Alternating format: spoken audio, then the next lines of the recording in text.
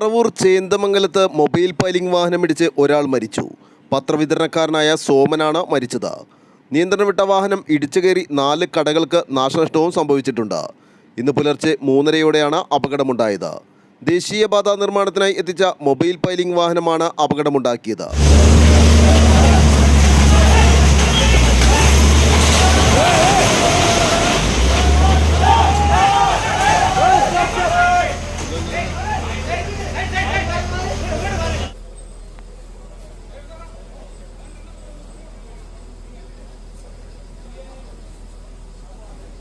പത്രമെടുക്കുന്നതിനായി ചേന്ദമംഗലത്ത് എത്തിയതാണ് സോമൻ. സംഭവ സ്ഥലത്ത് വെച്ച് തന്നെ അദ്ദേഹം മരിച്ചിരുന്നു. അപകടത്തിൽ ഒരു കട പൂർണ്ണമായും തകർന്നിട്ടുണ്ട്. മൊബൈൽ ഫയലിംഗ് വാഹനത്തിലുണ്ടായിരുന്ന ഡ്രൈവർക്കും പരിക്കേറ്റിട്ടുണ്ട്. ഇയാളെ സ്വകാര്യ ആശുപത്രിയിൽ പ്രവേശിപ്പിച്ചു. ആലുവ ലൈവ് ന്യൂസിനു വേണ്ടി സിദ്ദീഖ് കാരക്കാടനൊപ്പം സനൂപ് കളമശ്ശേരി.